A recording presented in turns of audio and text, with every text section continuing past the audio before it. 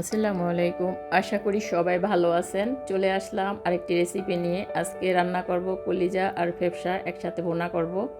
কলিজা ফেফসা ভুনা করার জন্য আমি প্রথমে একটি কড়াইতে পানি দিয়ে দিয়েছি গরম করতে। এবার দিয়ে দিলাম লবণ আর হলুদ। এবার পানিটা বলক আসার সাথে সাথে দিয়ে দিব কলিজা আর ফেফসা। এবার এগুলা ভালো করে সিদ্ধ করে নিব। আপনারা অবশ্যই জানেন কলিজা ফেফসার মধ্যে প্রচুর পরিমাণে রক্ত থাকে। সিদ্ধ করে নিলে এই রক্তটা চলে যাবে। আমার কলিজা ফেফসাটি সিদ্ধ করা হয়ে গেছে। এবার আমি নামিয়ে পানিগুলি ফেলে দিব এবং কলিজাগুলো ভালো মতো ধুয়ে নিব। এবার আমি একটি কড়াই বসিয়েছি। এবার দিয়ে দিচ্ছি রান্নার রেগুলার তেল, দিয়ে দিচ্ছি পেঁয়াজ কুচি। এবার পেঁয়াজ কুচিগুলো আমি একটু হালকা বাদামি কালার করে ভেজে নিব, বেশি লাল লাল করব না।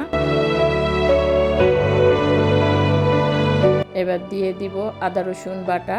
আদা রসুনটা এবার আমি আরেকটু ভেজে নিব যাতে আদা রসুনের কাঁচা গন্ধটা চলে যায়।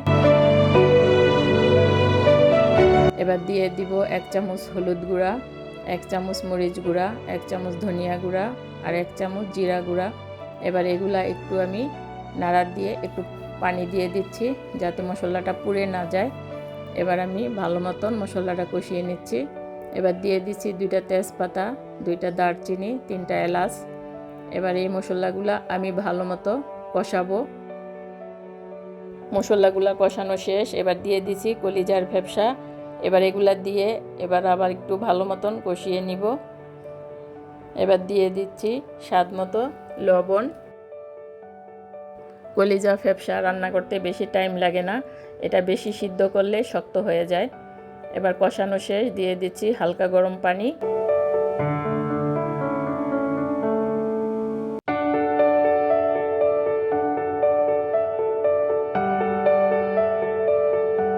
এবার দিয়ে দিচ্ছি 1 চামচ গরম মশলার গুঁড়া।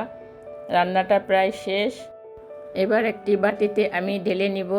আমার কলিজা ফেফসা রান্নাটা আপনাদের কেমন লাগলো অবশ্যই একটা কমেন্টস করে জানাবেন। সবাই ভালো থাকবেন। আল্লাহ হাফেজ।